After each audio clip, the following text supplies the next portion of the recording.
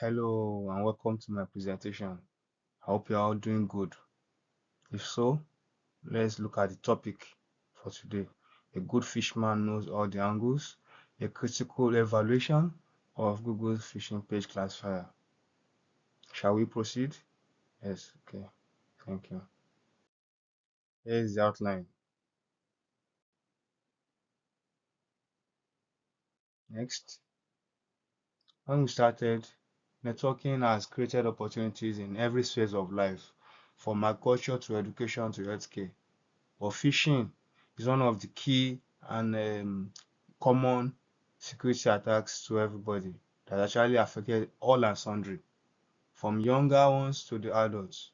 So we all must, you know, join hands in solving this problem. And it's not just something that you can actually detect by software, or probably randomly. You have to make use of your faculty. If you look at that picture on the left, you see the smart guy, computer guy actually trying to hack into an account.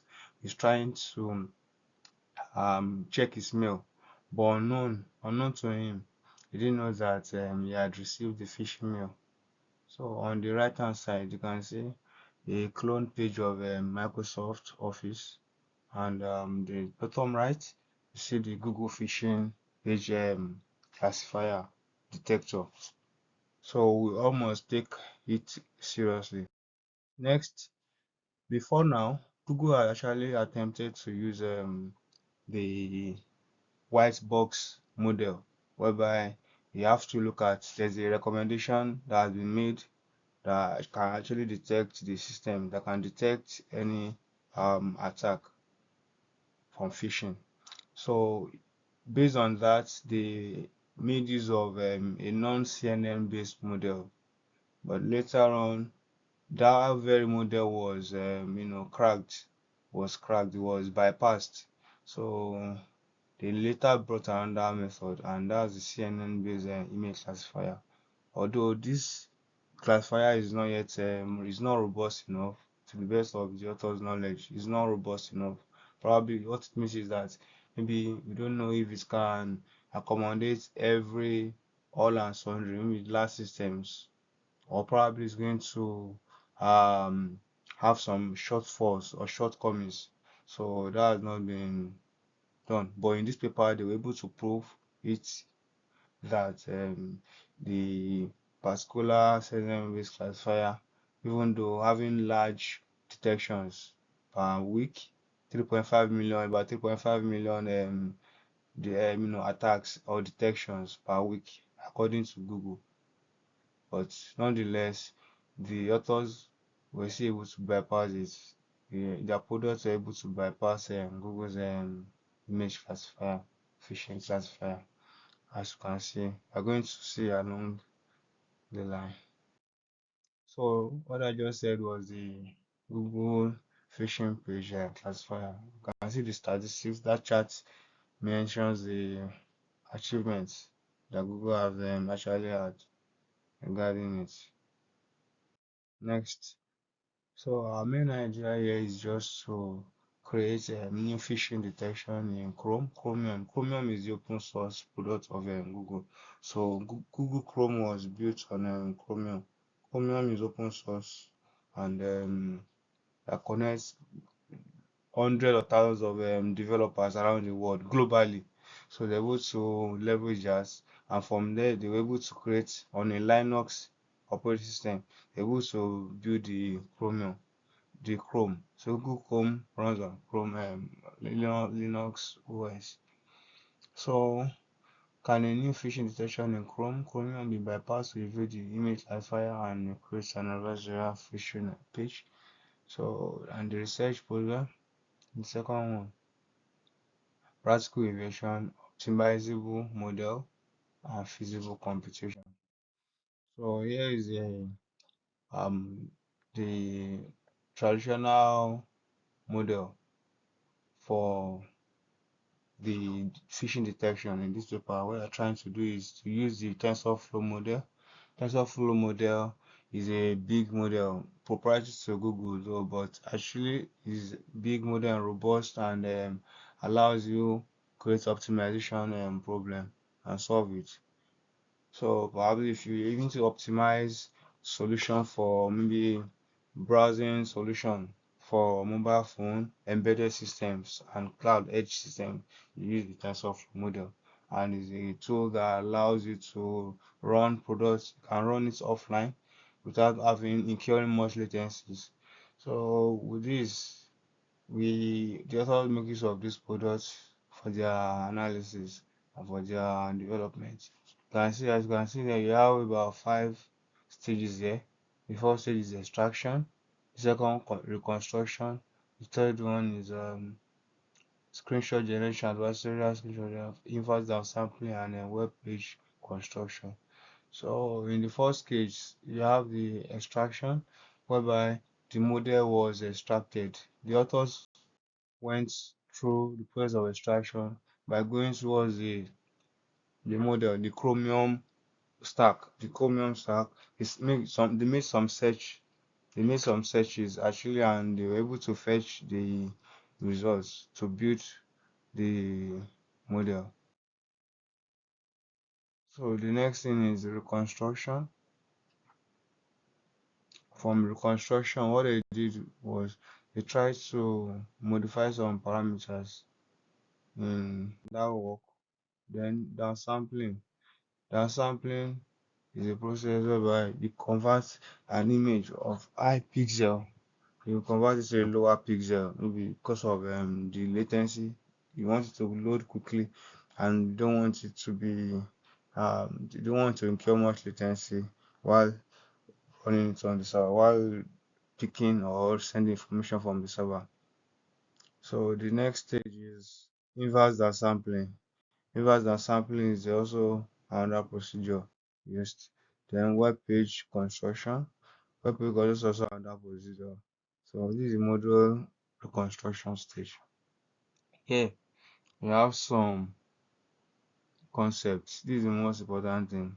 One of the most important things. The TensorFlow light model, though, as I said, lightweight storage computing resources. Okay, impossible to implement. The lightweight TensorFlow light model is actually not able to bypass, or let me say, not able to preserve the evasion. That's the one problem it has. Although it can do classification, but preserving that evasion is really a big one. And moreover, these days now, adversaries,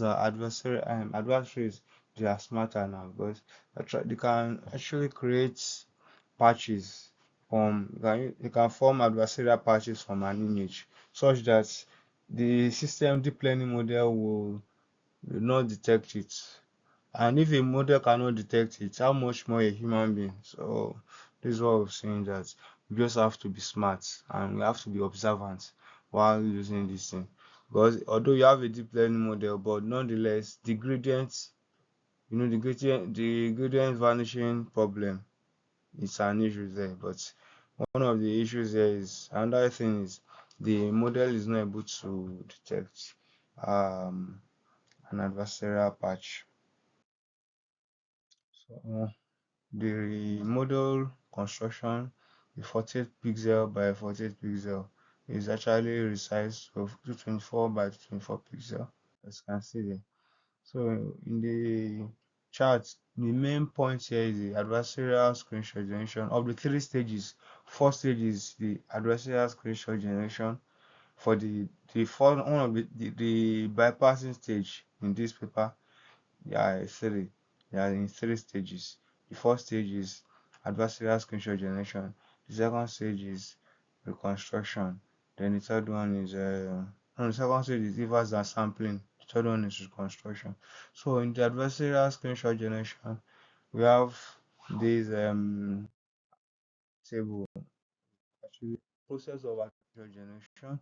We have some procedures like initialization, whereby the parameters are initialized, the counter, we have the initialization counter, we have the patches, we increase the we initialized, we did some fine tuning, some updates, some optimization in this particular steps. So next, reverse downsampling is the second stage after adversarial screenshot generation. Here we have the goal, and the goal is efficiency and visual agility. How can you how can the system pretend to, or maybe deceive the user while preserving the visual quality? That is, the user will look at it and say, yes, this thing is okay. It doesn't look fake. It doesn't look fake, and it has deceived the user. So that they actually make use of formula here, and the formula is Groby optimizer to solve the problem, because it's a non is a linear programming problem. Then we make use of inverse sampling. Inverse sampling again on still on sampling patches, as you can see now, the pixel in the sample the adversarial screenshot now. The pixel is the unit of a picture, the smallest unit of a picture in their pixels. So the pixels are in full size screenshots, and the area is in full size in feature. As you can see from that figure, as you can see in the image here on the left hand side, the rectangle shows that the sharp corners may attract the users about the abnormality. So what they now did was they they leveraged the eclipse and the rectangle. So they leverage the eclipse such that eclipse gives smooth edges, smooth edges make the modified zone look like a dripping stream in the monitor. So they actually make use of the eclipse to deceive the users, because if you look at that image that you see, pictures selected as variables, yes, but if you look at the lower image, you can see the red dots, and the red dot joining one square to the other rectangle. You can see the rectangle there, the figure inside the embedded figure is um, an eclipse. So its process continues. The continuation of the process have as small perturbation as possible. They made some perturbation. Perturbation is always being used in case of in terms of adversarial um, patching. So we make use of downsampling. We make use of objective function. You can see the objective function there. Next, it's still on inverse downsampling.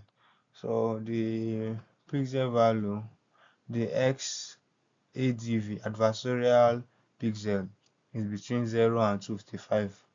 As it will be 6 bit long, because the TensorFlow model, the TensorFlow Lite, has 8 unsigned bits. So while the TensorFlow itself has um, floating points of 252 floating points of 256 bits.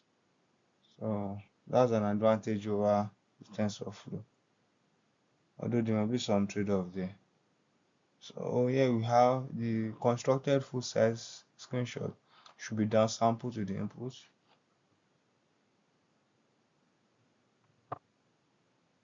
To the input, the adversarial downsample screenshot 40 by 40 pixels, and the p downside is k.x adversarial.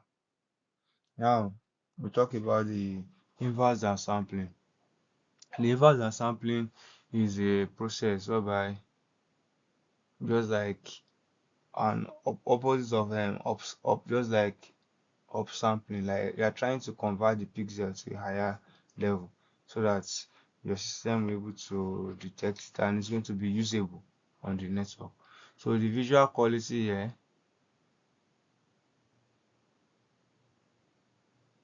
flattening the perturbations by forcing all pixels in the shape to be altered. So perturbation is just like if a shape is not well aligned, or if the shape is not aligned, or rather has some issues, or rather maybe it's not. You want to make it blur. It's blurry, it's blurred, but you want to maybe just modify it to just deceive the user. Do you understand? So in that case, we leverage perturbations. So then, if you look at this again, next thing, web page construction, construction of web pages. So full size SVG supports vector graphics with modified pixels kept and the others are transparent. So that I said we have three methods in this paper. The first one is what the adversarial screenshot generation. The next is what inverse downsampling, and the third is what website or web page construction. Web page construction is just like haven't gotten the knowledge from the inverse downsampling. You can just use it to full size support vector graphics with modified pixels kept and the others are what transparent. Modified pixels overlapping with input fields are cut out as small PNG images. Next, PNG is portable network graphics, the format of a picture. 3 layers by CSS, cascading style sheet, Z-index property. Bottom, all HTML elements except the overlapped input field in the original phishing web page. And the next, middle, full-size support vector graphic as background of a div. Div div is a particular tag in HTML with click operations going through the image and reaching the bottom layer. Then the top part, perturbed email input fields with the corresponding portable network graphics image as it was background. So next thing you can see, having concatenated all of those things as fuse the web page first. So from there, they did some analysis, evaluation, and from the evaluation was shown that the model, the model is actually effective. In fact, it evaded all the software used. It has 100% accuracy. Um, then these are the software they use: Intel CPU, Python, TensorFlow, samples 137, 135 sample, successfully evaded 135, success rates 100, average time cost, adversarial synchronization plus inverse ensemble 10.7 minutes. So visual utility is just like trying to check how you can use the eyes be to see the image, or whether to check the adversarial screenshot whether it's okay or not, whether it's actually seen as a adversarial image or not, whether the user can see it as an adversarial image or not. And most of which in this paper, most of the analysis, the users they don't know, they couldn't decipher or couldn't detect if it was couldn't detect it correctly, whether it was adversarial or not. Most of them failed that test. So randomly displaying 100 phishing web pages, 50 adversarial, 50 original, 17 value feedback entries, and around half of the samples are incorrectly recognized. So many people can still not identify a phishing web page because it's not something you can just say you are using authentication for. Authentication cannot detect it. You can't use your token cannot detect a phishing web page. That's why you just have to shine your eyes. Probably just have to be vigilant, know the latest technique, know about the software you go. Don't use any random websites. Any random website you go, don't just go to any random website that will ask for your information. So all these things are very, very important. So then from here they leverage uh the well, students secondary computer science students to help in the study, particularly in the visual utility study. So when they noticed from the 17 respondents, 858 were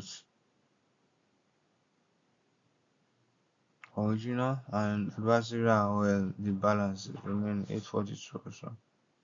Correctly identified 574, incorrectly 286, incorrectly identified 284, adversarial 556.